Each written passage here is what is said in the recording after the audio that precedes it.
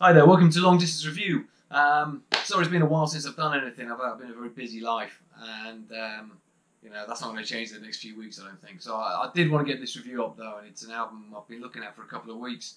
I think it was out about a week and a half ago, maybe 2 weeks ago. It's the new solo release from Jonathan Davis, the frontman of Korn.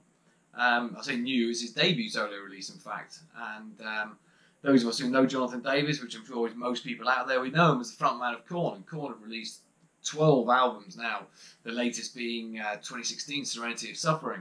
And this is the first time that Jonathan Davis has stepped outside the boundaries, officially, let's say, from Korn to release an album. He's 47 years old now, which is unbelievable when I looked at that, because I've always known him as a tortured youth, let's say. So it's interesting to see what he's going to produce as a solo album. He has had many other guises outside of Korn, and you know, he still performs every now and again under the moniker J Devil, which is his sort of electronic dance music DJ alter ego. He for a time he performed with a band called the SFA, it was Jonathan Davis and the SFA, and they actually released two live albums in 2007 and 2011, and that was sort of where this came from. He was writing, you know, music in that period of time for what would hopefully be a solo album. It's taken this long to actually come out. He also released an album under the name Killbot, which was another little dance music thing. I think the closest he ever really came to getting a solo album out there was when he did the soundtrack to Queen of the Damned. Queen of the Damned, if anyone's ever seen that film, will know it's pretty crap. But the soundtrack itself was produced and written mainly by Jonathan Davis. Under contract from Sony, he wasn't actually allowed to sing on the album. So he wrote 5 songs, you know, 5 original new songs for it, and they were sung by various other artists like David Draymond, various other metal artists at the time, I'm sure. And it was quite a successful sort of soundtrack, but the film itself was shit. So here we come on to 2018, and as I say, this has been 10 years long since he started writing for this album, and the first thing we heard of this album was in January when he released the video for What It Is. And that was actually, again, talking of soundtracks, that was written on for, well, it wasn't written for, but it was put on a soundtrack to the film American Satan. If anyone's seen the film American Satan, will know it's crap. And those of you who haven't, don't bother. But it was our first taste at what Jonathan Davis was going to put out as a solo artist. A very interesting sort of song that he put out. It was difficult to see sort of, you know, where he was going with it, really, in my eyes. It's a good song, but, you know, was that a reflection on the whole sound of the album? Let's see. The album opens up with the song Underneath My Skin, which has an almost sort of chirpy guitar sound to it and a real sort of cheery, skipping drum beat along to it before a sort of more gothic overtones when Jonathan Davis comes in with his very recognisable voice. This is followed up by a song called Final Days, which is the first time he really introduces the element of world music on this album, which is an element he comes back to a lot, and it's very experimental in that sense. He dips his toes into a lot of the Asian music and the other Asian instruments that are around at the moment, and certainly on this track, it's a very, very Arabian Nights feel to it, let's say. And it's a weird juxtaposition between that sound and the lyrics that he's put out, which are very sort of apocalyptic in their nature. I personally think it works very well, especially on that song. But this is not Korn. But this is already, by this time, second song in, this is not a Korn album. Whether that's good or a bad thing, that's the opinion to yourself, really. But personally, I mean, let's think. It's hard to not compare it to a Korn album. It's very hard when a frontman of an established band just says, I'm off to do a solo album. Everyone's immediately going to think, what's it sound like compared to that? Imagine if James Hetfield put out a solo album. Everyone's going to say, what's it sound? What's the sound compared to Metallica? Does it sound like Metallica? So everyone looks at this and says, does it sound like Korn?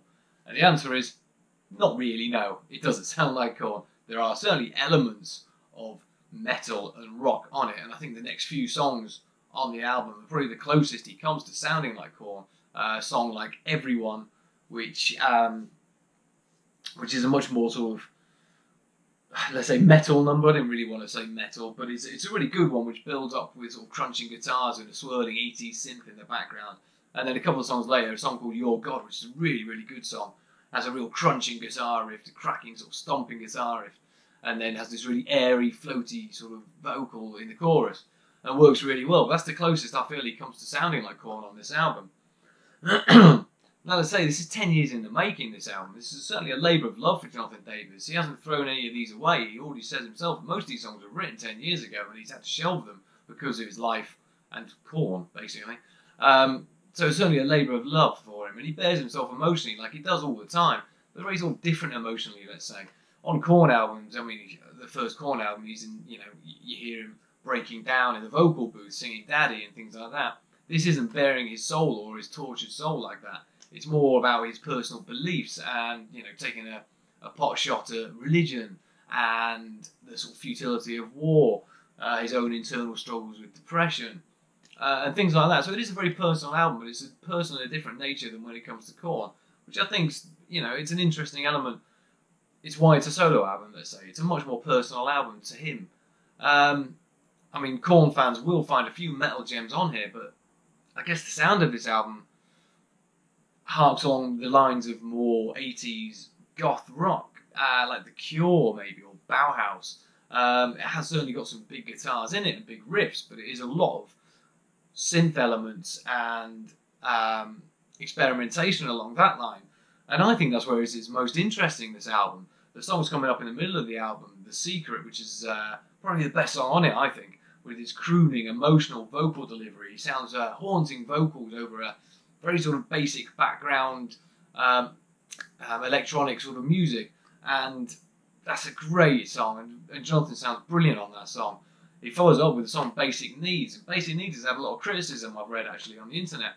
Personally, I think it's a good song. It is a lengthy song, a 6 minutes long forlorn love song, let's say, about how we all, to survive, all we need is our basic needs, our loved ones, our family. And it's not the nature of the song, really, that has the criticism. It's the couple of minutes Arabian Nights breakdown towards the end, towards the middle third of the song, let's say, which is kind of shoehorned in there. Is it necessary? Probably not. Is it interesting? Yeah, I think it's okay. I don't think it works particularly well, but I'm not off-put by it. I don't think, oh, what the hell is this? I quite like it. It works as a nice little stop from the emotional song. And then it puts you back in after. I quite like it. It's 6 minutes long. I think the song's fine. It's a real good one. But it seems to look like he wanted that as the centrepiece of the album. It's a big, long song, right bang slap in the middle of the album to showcase his big vocal delivery, the big emotional vocal delivery, and the sort of world music experimentation he's going for on the album. It's not all like world music, like I say. There are some bigger songs towards the end of the album. I think that there's a song, What You Believe, which is a crunching stomper of a song. It's all Marilyn Manson style stomping song, and I can see that one being a live favourite. Incidentally, with his live shows recently, I've noticed he hasn't actually played any Korn songs. It's been solely focused on this album, which so it should be. If he's going to do a solo band, he's going to be a solo artist, he should just play solo songs. It's not all good points, let's say, on this album. I think the length of the album, it's 50 minutes long. I think that makes a few songs suffer. I think as a debut solo album for people to dip their toes into the world of Jonathan Davis, outside of Korn, then 50 minutes is a long, long time. And I think interest levels could possibly drop towards the end of the album. I think it could get tiresome, the whole world music elements and synth elements joined together with rock, which works really, really well, but for 50 minutes, can get a bit tiresome, let's say. Not all the songs are great. Gender, the second to last song, is a real throwaway number. It's a song all about the character Buffalo Bill from Silence of the Lambs, and it feels like a B-side, really, let's say. We don't have B-sides anymore. If there was, that would be one. It's a real mess of a song, and it's got a real cheery, chirpy chorus about pulling off someone else's skin and wearing it, which is, although I like juxtapositions, that's just too far away from each other, and it just doesn't work, really. The album actually closes with What It Is, which is a strange one, because when I first heard that song, it certainly never struck me as an album closer. But altogether, it works quite well with this cinematic, sweeping style song, and I think it works fine as an album closer. Overall, personally, I think it's a really good album. It's a really interesting and intriguing album. As a success for Jonathan Davis, really. A successful solo album, let's say. It can always be very difficult, very risky to come out of your comfort zone and your day job to go and do this solo album. Hey, let's not forget Fieldy tried it with Fieldy's Dreams, and it didn't really work, did it? But this is better than that, let's say. This is a good album. It's an interesting album. It may not be one I'll come back to listen to all the time, but I'll certainly come back for a few of the songs. There's definitely 4 or 5 songs on here which I think are excellent, and the rest maybe are a bit sort of throwaway, let's say. It could have been trimmed down, I think. But for Jonathan Davis, I think it's a really good, successful solo album, and I'm really pleased it is, because I was really hoping it would be. I think it's far enough away from Korn to be a solo album and not have the Korn moniker on it. And it's also far enough away from Korn to probably piss the Korn fans off, which may be detrimental to it. I don't think he's going to be able to find a new fan base just by having a new sound. His fan base will be the Korn fan base, so I think it will divide opinions. But I hope people will give it a go. And I hope you guys do give it a go, because I think it's worth it. And yeah, that's it. Go check it out. Incidentally, I'm off to Download Festival next weekend, and so I'll be taking a short break from doing reviews on albums, because I haven't really got the time while I'm there. I'm hoping what to do, though. I'm hoping to do a review of Download Festival when I get back, the 3 days I'm there watching it. Which should work really well, so I'll be watching Jonathan Davis and I'll tell you how it was. So yeah, that'll be the next thing I'll do probably. So cheers, thanks for watching, and I'll see you next time anyway.